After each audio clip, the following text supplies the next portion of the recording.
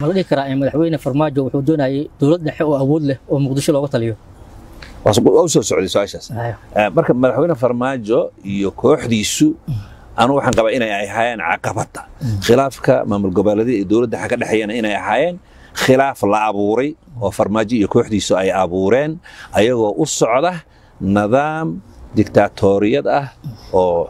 madaxweynaha dalka awoodii oo dhan uu leeyahay oo sidoo doon ugu tagrifalo Soomaaliduna si ay arintaas u dhicin awgeed bay maamul goboleed iyo federalism u samaysteen marka waxa muuqatay madaxweynaha hadda jooga oo muddaxileedkiisii dhamaaday inuu rabay inuu nidaamka federaalka baabi'iyo oo uu awood asaga kaligiis uu leeyahay uu sameeyo oo la mid ah awoodii kacaanka dadka Soomaaliyeedna ayagoo og dhibaatada ay soo mareen inay ka hortagaan oo ay diidaan ay ku khasbanaadeen marka aniga hadda madaxweyne noqdo arintaas waxa badan ka bedelayaa wixii sharciga dalka u yaala waa ixtiraamaya Soomaali hadii maanta ay xeer ay u tahay federaal inay yihiin iyo maamul goboleedyada in la horumariyo iyo haddana laga heshiiyo qaabkii loo wada shaqeyn lahaa iyo awoodaha dawliga sidii loo wadaagi lahaa ay u baahan tahay in laga wada hadlo oo laga heshiiyo hay'ad walbana mas'uuliyaddeeda ay qaadato wixii khilaaf oo jiro awoodda dawliga nidaam lagu kala baxo lagaga heshiiyo oo hadday noqoto maxkamad dastuuriya hadday noqoto maxkamad sare marka runtii waxaan isleeyahay khilaafkan iyo ishorimaadkan waxa sabab u ah qof personal ambition and personal greed ama damac qofeed oo madaxweynaha oo meesha joogay oo raba inuu asagu ku takrifalo awoodda dawliga oo abuuro nidaam asagu waa awoodiisa leeyahay kaligiis mana dhici karto taas waxa waqtigaas waa laga soo gudbay marka sidee wanaagsan ayaa leedahay in loola macaamilo maamul goboleedyada dalka maamul goboleedyada dawladdu waa inay heshiiyaan oo ay awoodii dawladda siday u wadaagi lahayn ka heshiiyaan siday wax u qaybsan lahayn ka heshiiyaan marka waa arrin u baahan in laga wada hadlo la islana fahmo Soomaalidu iskuma diidana wax weyn laakiin waxa khilaafka keenaya waxa waaye qof raba inuu asagu inta kale u yeeriyo wixii mudnaa iyo wixii habboonaa iyo mustaqbalka dawliga ah ee dalku sidoo noqon lahaa laakiin haddii la isaga yimaado oo la hor fariisto oo laga wada hadlo oo talada la isweydaarsado oo aragtida la wadaago waxa ka soo baxaya wax heshiis lagu wada yahay laguna wada shaqeyn karo su'aalan jeclahay inaan ku weydiiyo jirto waxa tahay musharax madaxweyne gobolka Banaadir ama caasimadda Muqdisho siyaasad ahaan waa halka ka soo jeedo markas dadka Muqdisho adiga dad lagu qiyaasay in ka badan 3 milyan oo qof oo ku nool Muqdisho waxay qabaan ama aaminsan yihiin in xuquuqdooda la duudsiyo marka qaabka wajahaysa arinta gobolka Banaadir iyadoo dawladihii hore ay ku guuleysteen in nidaam loo sameeyo magaalada Muqdisho horta dabcan magaalada Muqdisho waxay kamid tahay deegaanada dalka dadka deganna waa inay la xuquuq noqdaan dadka intiisa kale oo qofka muwaadinka hadduu Muqdisho degan yahay hadduu gobol degan yahay waa inay isku xuquuq noqdaan hadday noqoto xuquuqda cadaaladda hadday noqoto xuquuqda matalaadda hadday noqoto xuquuqda sharciga hadday noqoto xuquuqda waxbarashada hadday noqoto xuquuqda maamulka xuquuq siman dalka waa inuu yeeshaa aniga waxaan qabaa inay Muqdisho xuquuq la'aan noqoto waxa u sabab ah mas'uuliyiintii hore oo dadkoodan aan la tashan aan nidaamkii Soomaali wax ku wadaagaysinna aan qayb uga dhiginin Muqdisho laakiin anigu haddaan madaxweyne noqdo arintaas dib baan ugu noqonaynaa oo Muqdisho waa inay yeelataa maqaam iyo mustawa xuquuq ahaan la mid ah dadka intiisa kale dalka intiisa kale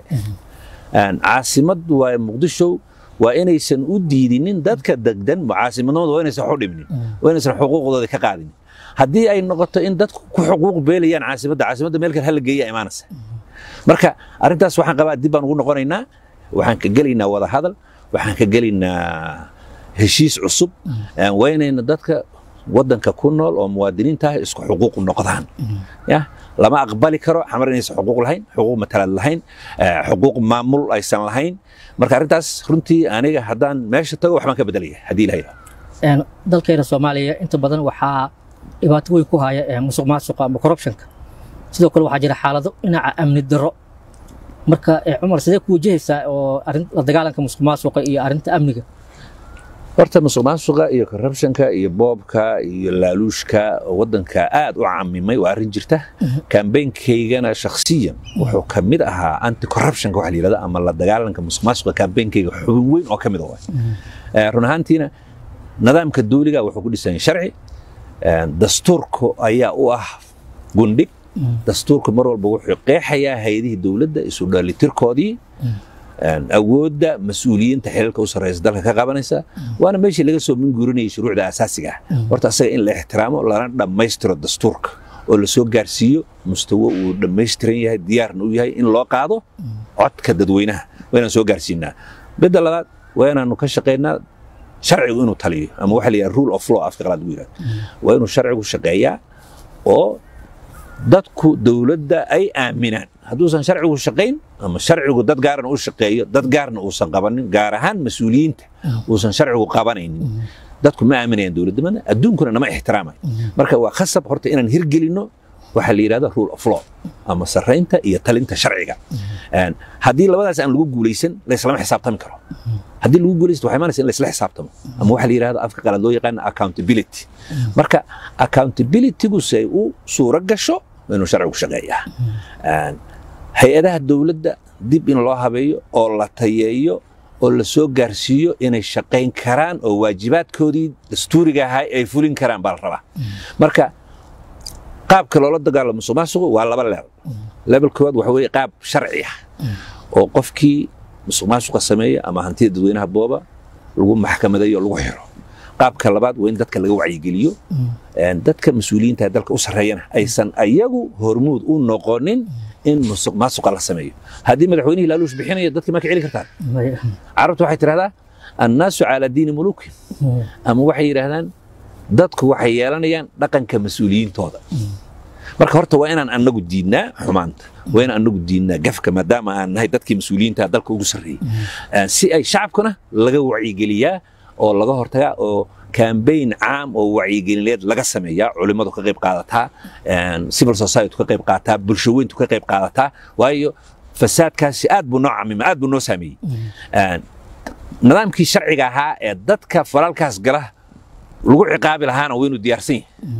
iyo hay-adihii qaabilsanaa anti corruptionka waxa la yidhahdo la dagaalanka musuqa iyo maxkamadihii la geyn lahaa iyo niyaabadii ama xeer ilaalintii dadkaas dabageli lahayd qaban lahayd meel marin lahayd qorshahoodii dawladduna waa inaysan ka daba teginin qofkii musuqmaasuq lagu eedeeyo marka runtii arrintaas waa arrin soomaaliya masiirkeeda iyo mustaqbalkeeda caqabad ku ah diyaar baan u nahay inaan wax ka qabanno haddii ilaah yidhaahdo qodobka labaad muxuu ahaa amniga dabcan amnigu inuu fashilan yahay waxa u sabab ah hay-adihii qaabilsanaa amniga ayaa waxay noqdeen ayaga laftigooda inaysan gaarsiisnayn hadday noqoto xagga tayada hadday noqoto xagga tababarka hadday noqoto xagga qalabaynta inaysan diyaar ahayn musuqaasna inuu ku dhex jiro ayay u badan tahay oo aad u saameeyey marka horta stebka koowaad ama tallaabada koowaad waa inaanu hay-adihii ammaankan qaabilsanaa la diyaar gareeyo labo waa in ammaanka loo wajahaa qaab ka ballaaran in qof la raadiyo sirdoonkii waa inuu shaqeeyaa logistikadii dadka lala dagaalamayo waa in meesha laga saaraa ama waxa la yidhaha disruption lagu sameeyaa qaabka isula xiriiraan ama communicationkoodii waa in la daraaseeyaa oo wax laga qabtaa qaabka ay dhaqaalaha isugu gudbiyaan waa in la daraaseeyaa oo wax laga qabtaa marka waxay u baahan tahay qaab dhammaystiran ama la yidhahdo waxa la yidhaha comprehensive package oo lagu wajahayo in ammaankii lagu sugo marka waxay u baahan tahay inaanu diyaar garowno dhinac walba ka diyaar garowno ciidankii iyo sirdoonkii iyo dadkii wixii la xiriiray hadday noqoto xagga dhaqaalaha xagga farsamada xagga logistikada xagga communicationka dhammaan inta loo diyaar garo wax laga qabto marka waxaan isleenahay waa arrin wax laga qaban karo u baahan daacadnimo iyo in loo diyaar garoobo lana hawlgeliyo dadkii mas'uuliyadahaas qaban lahaa waxaan ugu horreeya hay-adihii oo la diyaariyo oo la tayeeyo hay-aduhuna ay dadkii amase ciidankii amase sirdoonkii ay ka howlgalaan oo ay raadiyaan